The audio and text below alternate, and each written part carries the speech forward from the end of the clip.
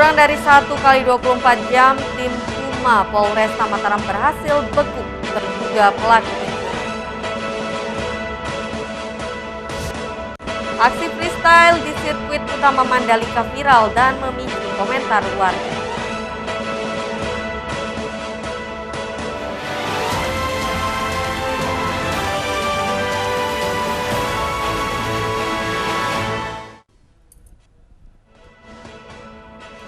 Apa kabar pemirsa? Kembali kami menjumpai Anda di iNews NTB. Beragam informasi penting akan kami sajikan untuk Anda. Bersama saya Vinka Andini, inilah iNews NTB selengkapnya.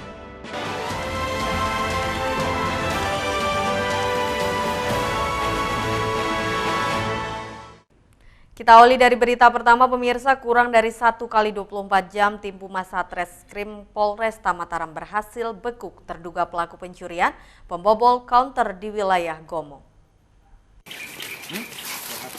Terduga pelaku F dibekuk polisi saat dirinya tengah asik bermain judi slot di wilayah sekitar rumahnya. F merupakan pelaku pembobolan konter yang ada di wilayah Gomong dan dibekuk kurang dari sehari pasca melakukan aksi pencurian tersebut. Kamu punya anak istri? Punya kerja? Anak aja kok. Istri udah lama sering dari 2010. Kasihan anaknya. Siapa yang ngurus anaknya?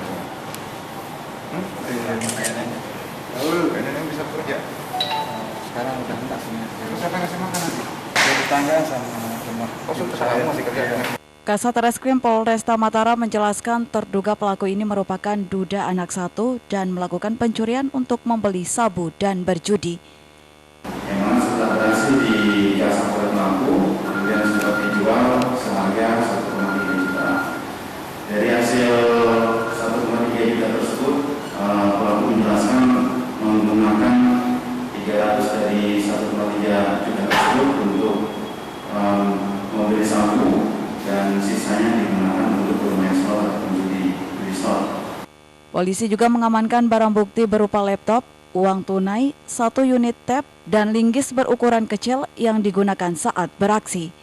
F telah ditetapkan menjadi tersangka pelaku pencurian pembobolan konter dan atas perbuatannya tersebut ia dikenakan pasal 363 KUHP, terancam hukuman maksimal 7 tahun penjara. Dari Mataram, Harika Sidi, iNews melaporkan. Kita beralih ke informasi selanjutnya, aksi freestyle di sirkuit utama Mandalika viral dan memicu komentar warga yang mengecam tindakan yang dilakukan oleh freestyler tidak patut untuk dilakukan karena sirkuit tersebut merupakan sirkuit kelas dunia yang tidak boleh sembarangan tanpa izin menggunakannya.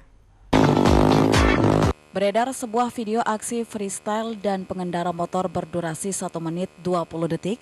Mereka berkendara lengkap menggunakan helm dan sarung tangan di trek utama sirkuit Pertamina Mandalika. Aksi ini diduga direkam tepat di tikungan ke-14 sirkuit Pertamina Mandalika yang kemudian viral di media sosial.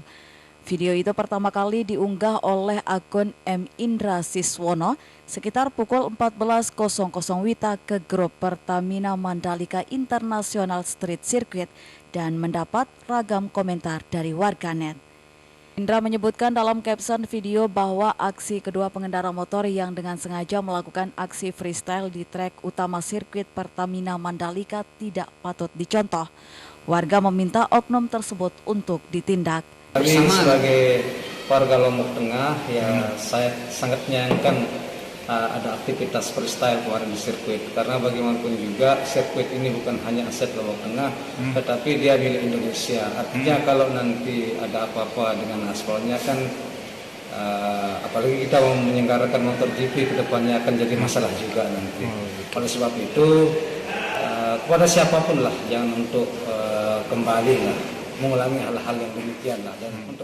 Dalam video tersebut juga tampak seorang wanita mengenakan baju merah panik usai melakukan aksi freestyle bersama pengendara laki-laki.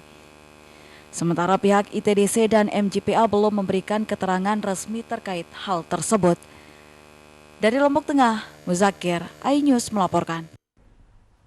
Pemirsa, 5 kabupaten kota mengikuti UMP Provinsi NTB yang telah ditetapkan. Kabupaten kota yang mengalami kenaikan UMK cukup signifikan yakni Kota Mataram sebesar 10%. Perhitungan upah minimum tahun 2022 saat ini sedang dilakukan pengajuan oleh Kabupaten Kota se-NTB pasca disahkan UMP NTB oleh Gubernur NTB sebesar 1,07% dari UMP 2021. Untuk beberapa kabupaten kota, perhitungan UMK berdasarkan PP nomor 36 tahun 2021 mengalami kenaikan UMK lebih rendah dari 1,07% atau lebih rendah dari upah minimum provinsi, sehingga upah minimum kabupaten tersebut harus mengikuti upah minimum provinsi. Sedangkan 5 kabupaten kota lainnya mengalami kenaikan lebih dari upah minimum provinsi, bahkan menembus kenaikan 10%. Untuk Kota Mataram yang tertinggi, sehingga upah minimum Kota Mataram tahun 2022 naik menjadi 2,5 juta rupiah. 5 daerah di NTB, yaitu Kabupaten Lombok Barat, Lombok Tengah, KLU, Dompu, dan Lombok Timur, besaran UMK-nya itu lebih rendah dari UMP. Padahal dia sudah naik sebenarnya dari UMK sebelumnya, tapi dia masih lebih rendah dari besaran UMP. Nah, berdasarkan pasal 33 PP 36 2021, maka UMK yang besarannya lebih rendah dari UMP itu berlaku, yang diberlakukan adalah disamakan dengan UMP, sehingga dia tidak boleh menggunakan itu gitu. Dia harus menggunakan UMP. Sedangkan 5 daerah lainnya itu besar kenaikannya, dia sudah berada di atas UMP, sehingga nanti kita rekomendasikan dia untuk menetapkan gitu. Berarti penetapan untuk UMK itu akhir November. Tanggal 30 diumumkan nanti. Pengesahan upah minimum Kabupaten Kota se-NTB saat ini dalam proses pengajuan pengesahan usai sidang UMK di setiap kabupaten kota yang rencananya akan disahkan di akhir bulan November ini. Dari Mataram, Vinka Andini, iNews melaporkan. Pemirsa, Kapolres Lombok Tengah bersama Dandim 1620 Lombok Tengah mengecek ketersediaan vaksin di gudang penyimpanan Dinas Kesehatan Lombok Tengah. Pengecekan dilakukan untuk memastikan stok vaksin aman menjelang Natal dan Tahun Baru, juga MotoGP 2020 nanti. Kapolres Lombok Tengah bersama Dandim 1620 Lombok Tengah mengecek ketersediaan vaksin di gudang penyimpanan Dinas Kesehatan Lombok Tengah. Pengecekan ini dilakukan untuk memastikan stok vaksin menjelang hari Natal dan Tahun Baru aman, serta menyambut event MotoGP pada Maret 2022 nanti. Adapun capaian vaksinasi untuk wilayah Kabupaten Lombok Tengah secara target nasional telah terpenuhi. Dosis pertama telah lebih dari 80% dan target kedua lebih dari 50%. Meski telah memenuhi target, namun vaksinasi tetap berjalan agar imunitas masyarakat tetap terjaga dan kasus COVID-19 di Lombok Tengah landai. Saat ini kondisi COVID-19 terkendali, sementara pasien terkonfirmasi positif dinyatakan sembuh. Harapannya vaksinasi di Lombok Tengah tidak berhenti, tetap berjalan, walaupun alhamdulillah capaian vaksinasi di Lombok Tengah kalau dengan target nasional kita sudah terpenuhi. Secara manual dosis 1 ya kita sudah mencapai 80% lebih ya.